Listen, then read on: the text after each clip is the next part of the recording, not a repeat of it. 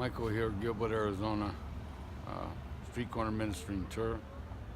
I've been here for 4 years, and just to quicken it a little bit, riding my bike in Lazarus, and the rich man came to me.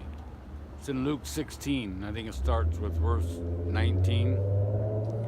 Uh, and, it says there were a certain rich man finding purple and scarlet and linen, and Lazarus was the poor man, a beggar, underneath his table and sat and begged for the crumbs of the rich man's table. And he was full of sores, and the dogs come and licked his sores. And, therefore I know people that say in my past that, hey, you got a sore, let a dog lick it. Lazarus was there for years, and the dog licking was never healed. So don't believe the unclean can heal the unclean or the clean. But anyway, within all that, Lazarus dies, and the angels come and take him to Abraham's bosom. And then next, the rich man dies, and they bury him. And it says he goes to, the King James says hell, but if you click on that word, it says Hades. And of course, it's translated the grave, hell, blaze, or whatever in the Greek. But Hades, basically, they say, is outside the Jerusalem city in the garbage dump. But anyway, I'm not going to go there. But he's looking up to Abraham's bosom, and he says, Father Abraham. The rich man says, Father Abraham. So this is very important. Yeshua is telling the parable, not me. Yeshua is in his word, according to Luke. And so, Father Abraham sent Lazarus to dip in the water in this place of torment. And Abraham goes, we can't go from here to there. Again, very important, the rich man who's in basically Hades says, hey, send Lazarus to go tell my brothers. And Abraham goes, Father Abraham, send Lazarus. And Abraham goes, your brothers have Moses and the prophets in the Torah, the law, and it's there for them. And if they did not believe Moses and the law, then somebody from the dead is not going to awaken them either. They're not going to believe in somebody raising from the dead. And so that's amazing to me. And the most amazing thing about it is that, Yeshua said he came for the sick. The righteous don't need a judgment or a doctor.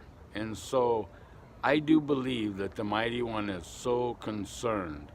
That's why he brought the children of Israel out of Egypt with wages of silver and gold of $13 trillion of today's money, if you just do the figures, way back then.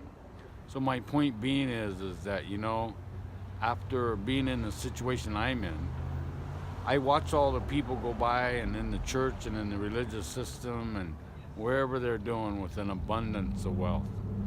And the interesting thing about this is that the wicked servant, of course, he didn't put his money in, Yeshua's money in the bank or work it.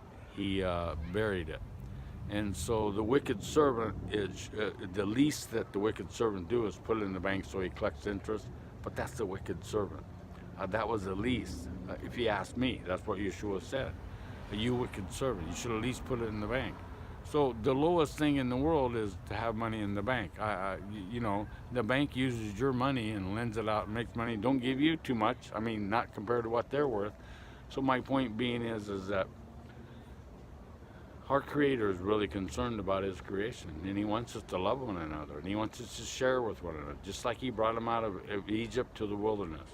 And you have the church of the day is so greedy and so unjust with their financial system, packing their wealth and shining their cars, and their hearts are as stony, as ragged as the next. Here's your coffee and donuts. That's enough. Have some bacon and eggs too. Leah, what are you doing reading the Bible? You're not under the law. You know what I mean? So, excuse my a brush in there, but I tell you, I've about had it. So I'm going to fight the battle with a wonderful fight, and within all that, may Yeshua is my Mashiach. I confess that He is my atonement. There's only one, and we're all one blood and one flock. And nobody's reading the Bible that I know very much. So you need to read, you need to study, you need to learn Hebrew, and you need to be prepared for the coming of our great and wonderful King Yeshua HaMashiach. For He's coming in a new name. A lot of people don't understand that. He's coming in a new character. In Hebrew, every name is a character. So He's coming in a new character. He came first time as a suffering servant. Next time He's coming as a conquering king. And so nobody's going to have a chance to say, oh, well, I didn't really know. Everybody's going to have a chance to get their reward, or to spend, let some fire and brimstone hit them on the head. So treasure in heaven is probably the most wonderful verse in the Bible, as Yeshua clearly quotes. And, with that, Brukatah, Yorevav Elohinu, Amelech Haolam, B'Shem Yeshua HaMashiach. May Yorevav bless you, and may Yeshua fill your hearts, and may He give you a hunger and thirst through the Spirit to read His Word, and that will bring righteousness. Shalom, shalom.